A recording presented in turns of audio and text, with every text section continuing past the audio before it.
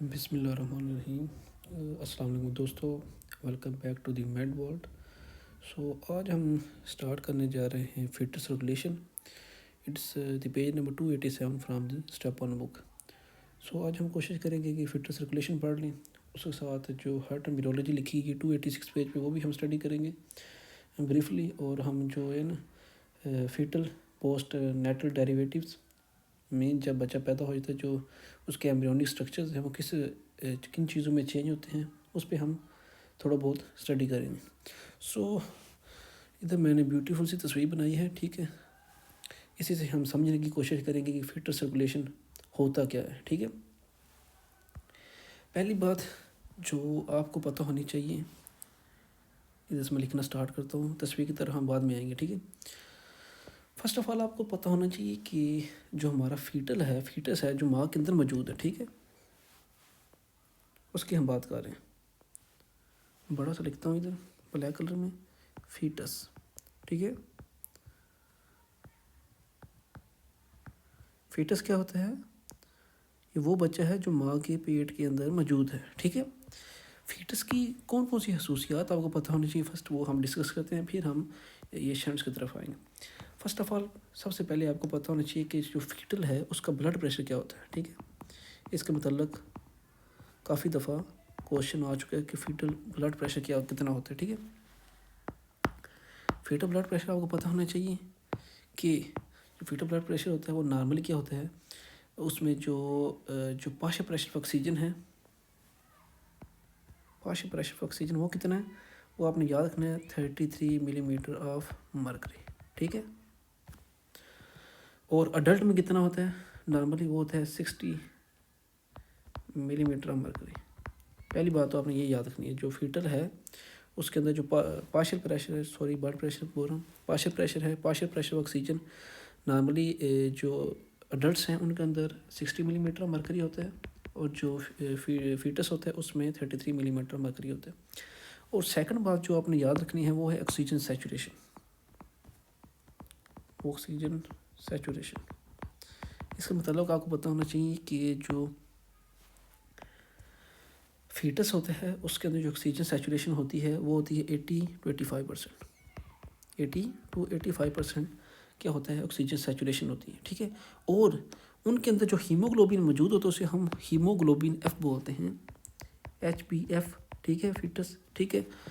और उसे haemoglobin F को हम डिफ्रेंशिएट कैसे करते हैं, जो हीमोग्लोबिन HbA हमारे अंदर मौजूद है, अडल्ट के अंदर मौजूद है, ठीक है। उसके मतलब सिर्फ आपको ये पता होना चाहिए कि जो नॉर्मली होता है वो होता है उनके अंदर जो चेंज होती हैं वो होती हैं 2 अल्फ़ा और 2 बीटा, ठीक है। लेकिन इसके अंदर 2 अल्फ़ा चेंज होती हैं और 2 गामा चेंज होती है, ठीक है। ये जो गामा चेंज हैं ये आपने याद रखनी है, ठीक है, जो फीटस के अंदर मौजूद होगी। तीसरी बात की तरफ आता हूँ। तीसरा पॉइंट हमारा ये है कि शंट्स किसको बोलते हैं, शंट बोलते हैं कनेक्शन को, ठीक है। इधर बस आपको ये पता होना चाहिए कि जो फीटस है उसके अंदर नॉर्मली कितने शंट्स मौजूद होते हैं, आपने बस ये बताना है कि 3, ठीक है। फिर हम जाके ductus venosus, foramen ovale, ductus arteriosus, ये सारे आगे जाके फर्दर स्टडी करेंगे, ठीक है। ये 3 चीज़ें आपको क्लियर होगी, ठीक है। उसके बाद जो फोर्थ पॉइंट है जो आपको फीटस के मतलब पता होना चाहिए, ठीक है, वो है उम्बिलिकल वेन्स एंड उम्बिलिकल आर्टरीज, ठीक है। ये वेरी इंपॉर्टेंट क्वेश्चन है, ठीक है, और बहुत से बच्चे इस पे पजल होते हैं, ठीक है। आपने बात याद रखनी है, ये भी जिस तरह हमारी बॉडी में अडल्ट्स में पुलमोनरी आर्टरीज और पुलमोनरी वेन्स एक्सेप्शन हैं, ठीक है, सेम इधर भी जो उम्बिलिकल वेन्स और आर्टरीज एक्सेप्शन है, ठीक है।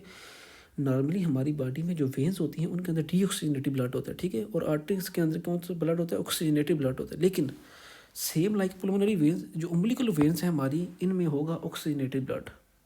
कौन सा ब्लड होगा, ऑक्सीजनेटेड ब्लड होगा। ऑन दी अदर हैंड जो आर्टरीज होंगी उसके अंदर कौन सा होगा, deoxygenated blood, D oxygenated blood, ठीक है।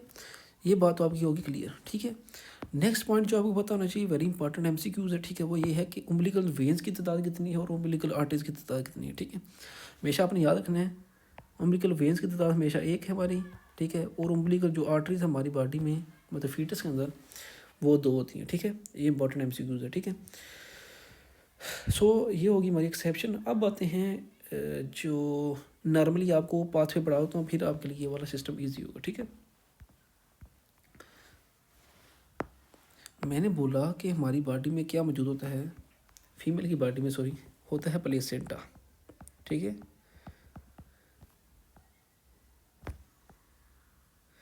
प्लेसेंटा इस तरह का स्ट्रक्चर होता है, ठीक है।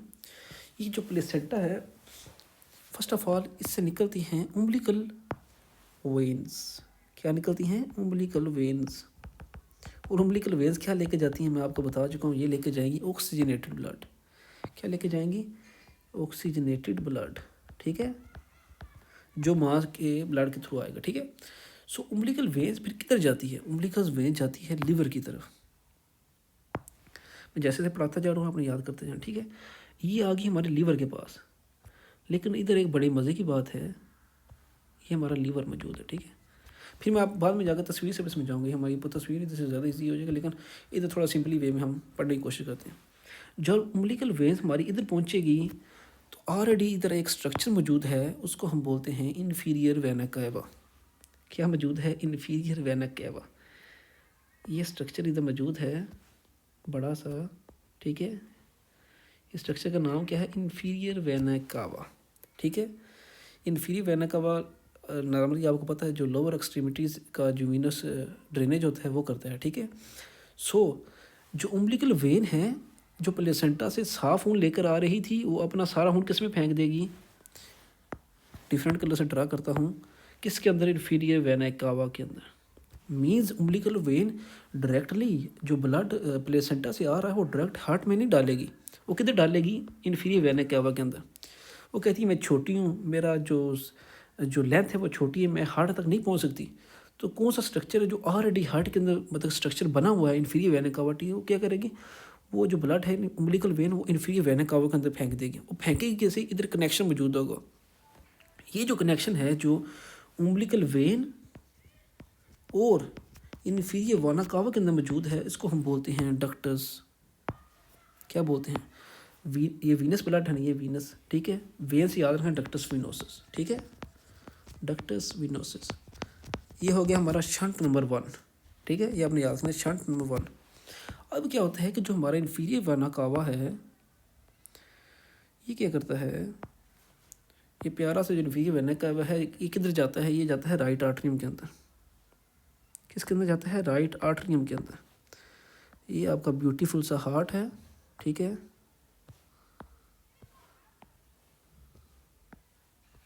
इधर राइट आर्टरियम है, इधर राइट वेंट्रिकल है, इधर लेफ्ट आर्टरियम, लेफ्ट सॉरी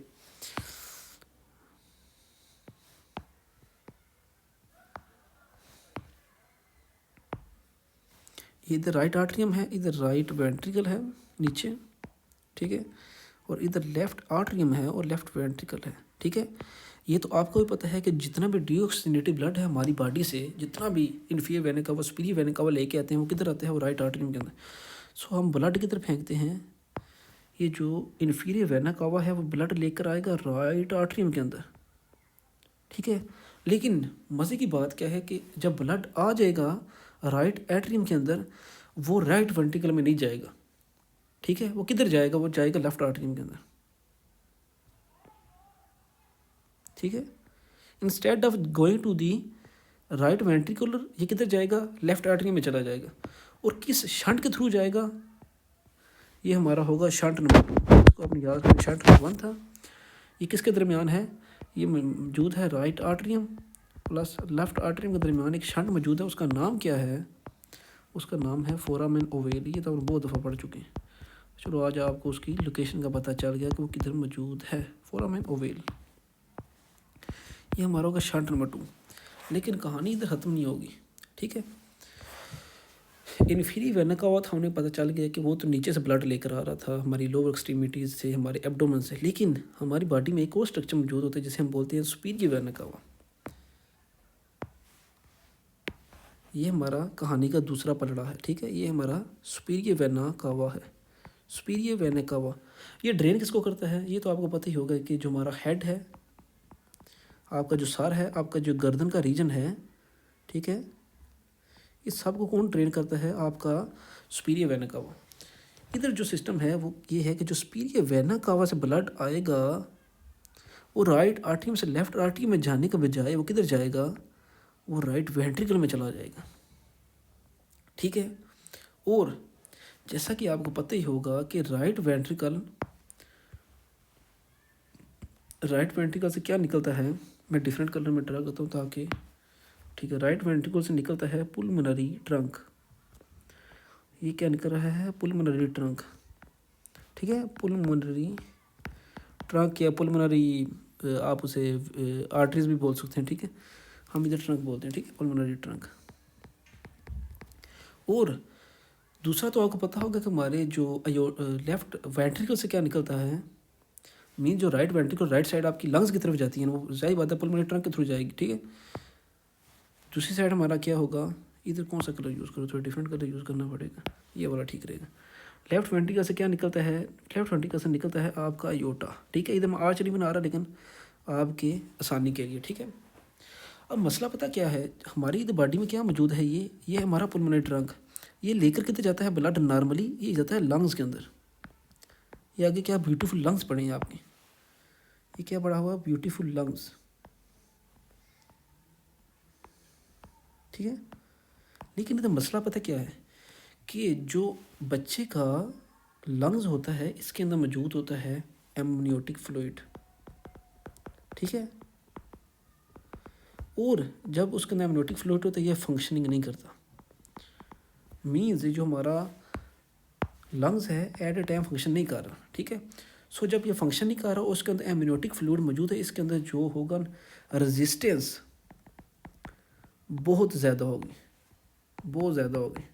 ठीक है, जिसकी वजह से जो ब्लड है पुलमोनरी ट्रंक से किधर जाना पसंद करेगा, हमारे जो अयोटा के अंदर। लेकिन अयोटा और पुलमोनरी ट्रंक फिलहाल जुड़े तो नहीं हैं, इनको जोड़ने वाली चीज़ कौन सी है ये आपको पता होनी चाहिए, वेरी इजी। जो हमारा तीसरा शंट है इन दोनों के दरमियान मौजूद है, ये वाला शंट नंबर 3। शंट नंबर 3 का नाम क्या है, ये 2 हो गया, ये हमारा होगा shunt number 3, pulmonary trunk plus जो हमारा अयोटा, ठीक है, ये मोस्टली डिसेंडिंग अयोटा में होते जाएगा, ठीक है। इसमें जो हमारा मौजूद है उसको हम बोलते हैं डक्टस, ऊपर हमने विनोसिस पढ़ा, इसे हम डक्टस आर्टरियोसस बोलेंगे, बस that's all about the shunts, ठीक है। ऊपर मैं तस्वीर से दोबारा आप उसमें जाता हूँ, ये हमारा प्लेसेंटा, फर्स्ट ऑफ ऑल ये प्लेसेंटा है, ठीक है, इससे निकल रही है लेफ्ट ये वाली उम्बिलिकल वेन, ठीक है। उम्बिलिकल वेन जाएगी लीवर के पास जाके, जब जहाँ इन्फीरियर वेना कावा होगी उसके अंदर ड्रेन हो जाएगी, किसके थ्रू, डक्टस वेनोसिस के थ्रू, ठीक है। फिर इन्फीरियर वेना कावा किधर जाएगा, राइट आर्टरी में, और राइट आर्टरी में से लेफ्ट आर्टरी में ब्लड चला जाएगा, ठीक है, किसके थ्रू, फोरामेन ओवल के थ्रू, ठीक है। 2 शंट हो गए। उसके बाद लेफ्ट आर्टरी में से लेफ्ट वेंट्रिकल से योटा से सारी बॉडी में चला जाएगा, ठीक है। ऑन दी अदर हैंड जो सुपीरियर वेना कावा जो हमारे हेड और नेक को ड्रेन करता है, ठीक है, हमारे नीचे वाली बॉडी को तो इन्फीरियर वेना कावा कर रहा था ये वाला, ठीक है, ऊपर वाली बॉडी को कौन कर रहा है, superior vena cava. Superior vena cava जब राइट आर्टरी से लेकर आएगा वो राइट वेंट्रिकल में चला जाएगा और फिर पुलमोनरी आर्टरीज में चला जाएगा। लेकिन पुलमोनरी आर्टरीज का मसला ये है कि आगे लंग्स के अंदर रेजिस्टेंस बहुत ज़्यादा है, ठीक है, जिसकी वजह से जो ब्लड है इस शंट के थ्रू, जो शंट नंबर 3 है डक्टस आर्टरियोसिस के थ्रू, ठीक है, किस में चला जाएगा, योटा के अंदर चला जाएगा। ये हमारे 3 शंट हो गए और योटा से पूरी बॉडी में जाएगा और पूरी बॉडी से जो सारे का सारा ब्लड ड्रेन होगा दोबारा किधर चला जाएगा, प्लेसेंटा के अंदर, किसके थ्रू, पुलमोनरी उम्बिलिकल आर्टरी के थ्रू, ठीक है। ये आपने बात याद रखनी। सो फिर इधर से प्लेसेंटा में जाएगा, फिर प्लेसेंटा दोबारा उम्बिलिकल वेन में चला जाएगा। सो इस तरह हमारे 3 shunts, ductus venosus, foramen Oval और डक्टस आर्टरियोसिस, 3 के 3 शंट हमारे आज कंप्लीट हो गए, ठीक है। सो अभी मैं जो इम्पोर्टेंट पॉइंट्स हैं जो स्टेप 1 के अंदर लिखे गए हैं उनको आपको क्या शार्टली पढ़ाता हूँ, ठीक है। इधर लिखा गया है कि कौन सा पॉइंट हमारा मिसिंग है, मैं बस वही पढ़ाता हूँ। अच्छा ये आ गया, लिखा गया है कि पॉइंट नंबर 1 में जो आपको पता होना चाहिए, जब बच्चे की होती है बर्थ, ठीक है, अब हम फीटस सर्कुलेशन से बर्थ की तरफ आ रहे हैं, बच्चा माँ के पेट से बाहर निकल आया, ठीक है। वो कहते हैं जब बच्चा पैदा होता है और अपनी पहली सांस लेता है, फर्स्ट ब्रीथ, क्या लेता है, पहली सांस अपनी, इसे हवा के थ्रू रिप्रेजेंट करते हैं। बच्चा जब अपनी अपनी सांस लेता है तो क्या होता है कि हमारा जो पुलमनरी वस्कुलेचर है, मीन्स आपका जो लंग्स हैं, ठीक है, उससे एमनियोटिक फ्लूइड किधर जाता है, बाहर निकल जाता है, ठीक है। जब ब्रीथ लेता है जो एमनियोटिक फ्लूइड होता है, ठीक है, उसको निकाल के बाहर फेंकता है, पुश्ड आउट, ठीक है। सो जिसकी वजह से क्या होगा, जो रेजिस्टेंस होगी वो डिक्रीज़ हो जाएगी किसके अंदर, लंग्स के अंदर, ठीक है। लंग्स के अंदर रेजिस्टेंस हो जाएगी डिक्रीज़। सो जब लंग्स के अंदर रेजिस्टेंस डिक्रीज़ हो जाएगी, इसका मतलब है कि जो लेफ़्ट आर्टरियम का प्रेशर है वो राइट आर्टरियम से ज़्यादा हो जाएगा, ठीक है। नॉर्मली क्या था, आपके लंग्स के अंदर थी रेजिस्टेंस, जिसकी वजह से आपके पुलमोनरी जो ट्रंक है इसमें प्रेशर ज़्यादा होगा। यार आप इस तरह समझ लें कि अगर आपके पास एक पाइप है मोटर का, ठीक है, और उसको मोटर के पाइप को जो आपको पकड़ा हुआ हाथ में उससे आगे से दबा लेंगे तो जाहिर बात उसमें प्रेशर इंक्रीज़ हो जाएगा नहीं यार, ठीक है, क्योंकि फ्लो जो कम निकल रहा है। सेम मसला इधर है कि जो पुलमोनरी ट्रंक के अंदर प्रेशर ज़्यादा हो जाएगा क्योंकि रेजिस्टेंस लंग के अंदर। सो सेम इस तरह वो राइट वेंट्रिकल में ही प्रेशर ज़्यादा हो जाएगा, ठीक है, और राइट वेंट्रिकल में ज़्यादा होगा तो राइट आर्टरी में भी ज़्यादा हो जाएगा, ठीक है। सो जिसकी वजह से ये जो हमारे शंट्स हैं ये काम करते रहते हैं, ठीक है। सो जब इस तरह होगा तो आपका जो राइट आर्टरियम का प्रेशर है वो डिक्रीज़ हो जाएगा as compare to left atrium, ठीक है। और जब भी लेफ़्ट आर्टरियम में प्रेशर ज़्यादा होगा तो आपने एक बात याद रखनी है, जो फोरामेन ओवेल है वो इस तरह पड़ा हुआ है, ठीक है। एक छोटी सी तस्वीर बनाऊंगा, ठीक है, फिर आपके ज़हन में कहानी पूरी तरह बैठ जाएगी। ये मैं पहले भी पढ़ा चुका हूँ, ठीक है, ये स्ट्रक्चर्स, ठीक है। इधर पड़ा हुआ है आपका फोरामेन ओवेल, ठीक है। फोरामेन ओवेल कैसे पड़ा हुआ है ये आपको समझ आएगी, फिर आपको सारी कहानी समझ आएगी। फोरामेन, एक मिनट मुझे कलर चेंज करने दें। फोरामेन ओवेल पड़ा हुआ है इस तरह पड़ा हुआ है, ठीक है। अब देखें जब तक प्रेशर इस तरफ ज़्यादा रहेगा ना तो ये ओपन रहेगा, लेकिन जब भी प्रेशर इधर डिक्रीज़ हो जाएगा और इधर इंक्रीज़ हो जाएगा तो इधर जो प्रेशर होगा वो पुश करेगा इस फोरामेन ओवेल को राइट साइड के ऊपर, ठीक है। ये क्या हो गया,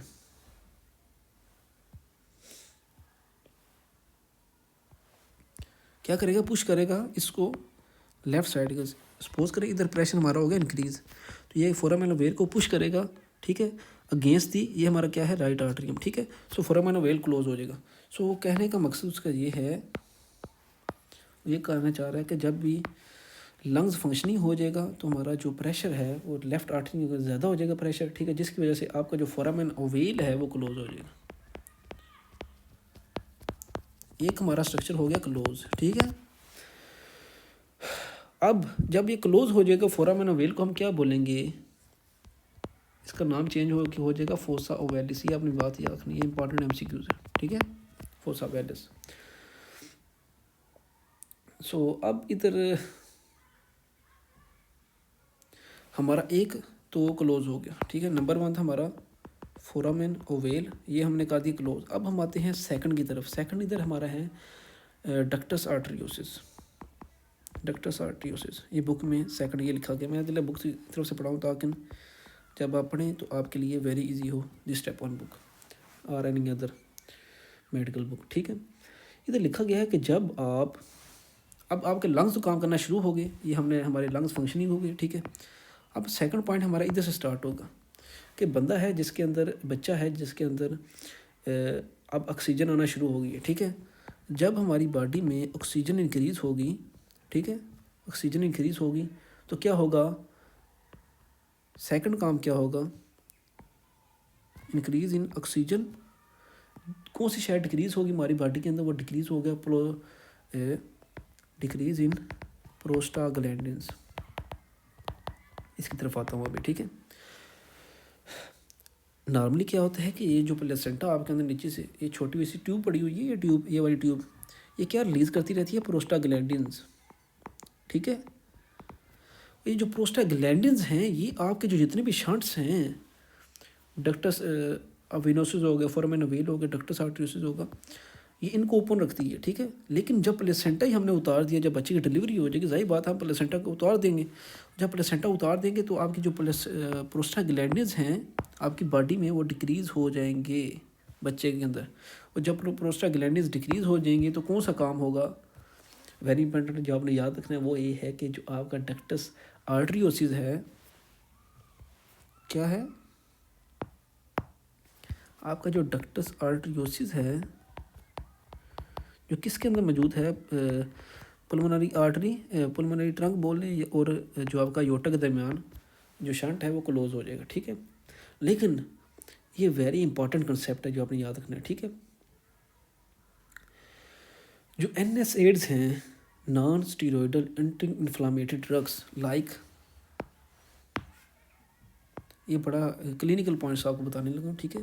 जो NSAIDs होते हैं लाइक इंडोमेथासिन, आप याद कर लें, ठीक है।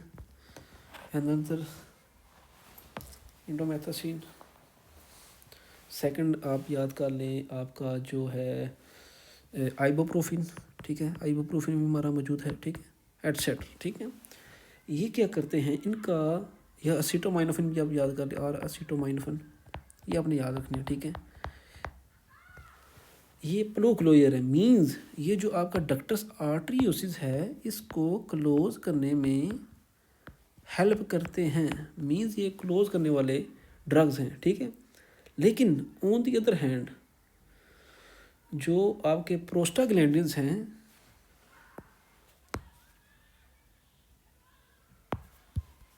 आपके जो प्रोस्टाग्लैंडिन्स हैं, ठीक है, वो क्या करते हैं, वो उल्ट काम करते हैं, वो करते हैं ओपन, ओपन किसको करते हैं, डक्टस आर्टरियोसिस की हम बात कर रहे हैं, ठीक है, ठीक है, डक्टस आर्टरियोसिस। अभी तो पॉइंट लिखा गया है कि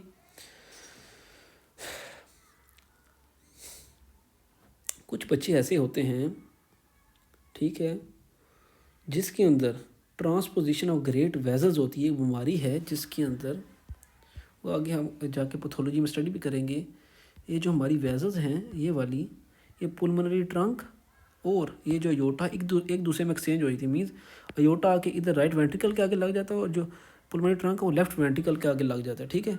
सो इन बंदों में अगर हम नहीं करेंगे, मीन्स अगर ये शंट एब्सेंट होगा तो ये बच्चों से व्यक्ति मर जाएगा, ठीक है, क्योंकि बॉडी जो आपकी बॉडी है उसको फ्लो नहीं मिलेगा, ठीक है, जो ट्रांसपोजिशन ऑफ ग्रेट वेजल्स उनके अंदर, ठीक है। सो इन बच्चों के अंदर हमें जो ये शंट है उसे ओपन रखना पड़ता है, ठीक है। सो इन बच्चों के अंदर हम बाहर से क्या देते हैं, प्रोस्टाग्लैंडिन्स देते हैं, ठीक है। बाहर के अंदर से क्या देते हैं, प्रोस्टाग्लैंडिन्स, किस बीमारी के अंदर, जिन बच्चों में होती है ट्रांसपोजिशन ऑफ ग्रेट वेजल्स, ठीक है, ये बीमारी है, टेट्रोलॉजी एफाइलेट में भी ये होता है, ठीक है। सो उसमें हम ये प्रोस्टाग्लैंडिन और साइड से देते हैं ताकि बच्चा थोड़ा इसका लाइफ स्पैन इंक्रीज़ हो जाए, ठीक है।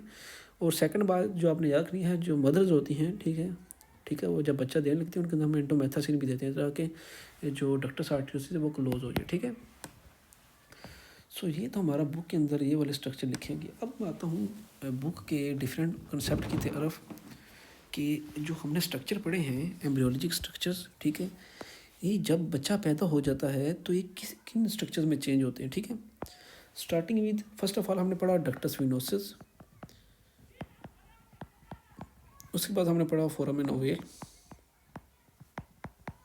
फिर हमने पढ़ा डक्टस आर्टरियोसिस, 3 स्ट्रक्चर हो गए। उसके बाद हमने पढ़ी उम्बिलिकल, इधर उम्बिलिकल, सबसे पहले हमने उम्बिलिकल वेन पढ़ी थी, ठीक है, उम्बिलिकल वेन लिखो ये उम्बिलिकल वेन, उम्बिलिकल आर्टरी, ठीक है। उसके बाद हमने क्या पढ़ा, आई think that's all about the important point, ठीक है। ये किन किन स्ट्रक्चर में चेंज होते हैं, वेरी इंपॉर्टेंट, ठीक है, इसमें एग्जाम में काफ़ी दफ़ा क्वेश्चन आ चुके हैं, ठीक है। फर्स्ट ऑफ ऑल जो हमने पढ़ा उम्बिलिकल वेन्स, आपने याद रखना, जो उम्बिलिकल वेन होगी ये चेंज होगी लिगामेंटम, लिख लें लिगामेंटम एंटम टेरस हिपैटस, टेरस हिपैटिस, ठीक है, लिगामेंटम टेरस हिपैटिस, या ऐसे राउंड लिगामेंट बोल रहे हैं, राउंड लिगामेंट। और आपने याद पता किसने रखना है, ये हिपैटस से आपने याद रखना है, हिपैटस लीवर से, ठीक है। आपने इसका कनेक्शन किधर बनाया था, ये हमारा लीवर मौजूद है, ये नज़र आ लीवर आपका, ये लीवर, जिसमें जाके उम्बिलिकल वेन और इन्फीरियर वेना का कनेक्शन बना था, ठीक है। ये लिवर के अंदर मौजूद है, जिससे आपने याद रखना है। जो लिगामेंटम टेरेस पेटस या जिसका अदर नेम है राउंड लिगामेंट, ये कनेक्शन बनाएगा, ये चेंज होगा ligamentum teres umbilical vein, ligamentum teres hepatis या राउंड लिगामेंट के अंदर, ठीक है।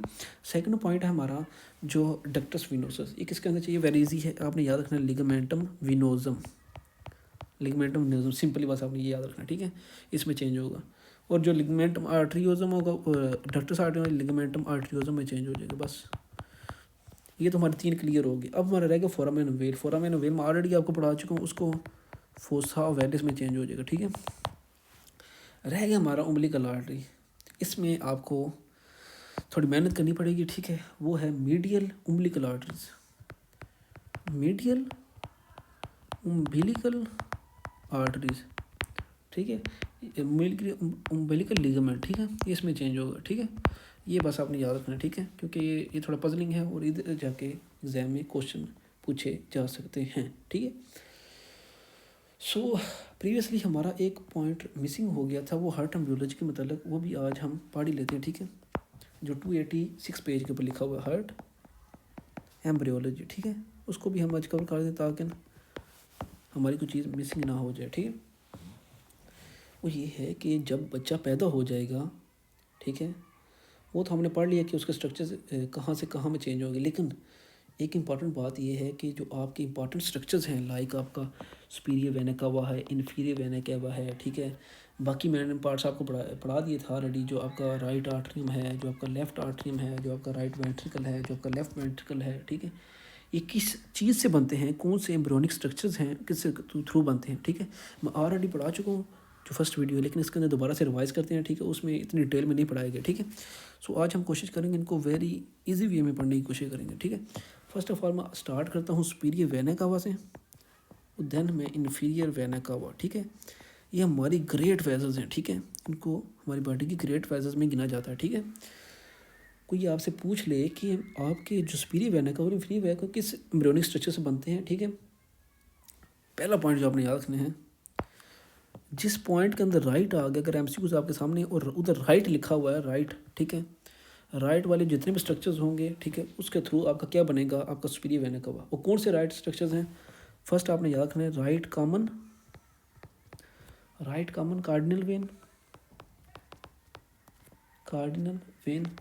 और राइट एंटीरियर कार्डिनल वेन, ठीक है।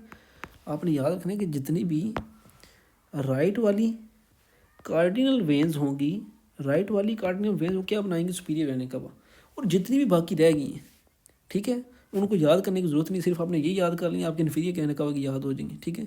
रिमेनिंग कौन सी हैं, कलर सिलेक्शन में तो बड़ी प्रॉब्लम आती है जरा। रिमेनिंग आपकी पोस्टीरियर कार्डिनल, ठीक है, उसके बाद है आपकी सब कार्डिनल और एक आपका सुप्रा कार्डिनल, ठीक है। लेकिन इनको याद करने की ज़रूरत नहीं है, ठीक है। आपने सिर्फ ये याद रखना है कि जो राइट वाली हैं कॉमन कार्डिनल और एंटीरियर कार्डिनल, ठीक है, ये वाली जिधर राइट आ जाएगा वो सुपीरियर वेना कावा बनाएंगी, ठीक है। उसके बाद जितनी भी कार्डिनल्स में रह गई वो सारी की सारी क्या बनाएंगी, आपकी इन्फीरियर वेना कावा, ठीक है। ये तो मैंने आपका पॉइंट करवा दिया क्लियर, ठीक है। अब आते हैं जो राइट आर्टरियम और राइट वेंट्रिकल है, इनके मतलब एक बड़ा मसला ये है कि जो राइट आर्टरियम है आपका, ठीक है, और लेफ्ट आर्टरियम है, ठीक है, और इधर राइट वेंट्रिकल हैं और लेफ्ट वेंट्रिकल, इनका बड़ा मसला पता है क्या है, इनके अंदर दो स्ट्रक्चर मौजूद होते हैं, ठीक है। कोई भी आपका आर्टरियम कोई भी वेंट्रिकल, उनके दो पार्ट्स होते हैं। एक उनका पार्ट होता है स्मूथ पार्ट होता है,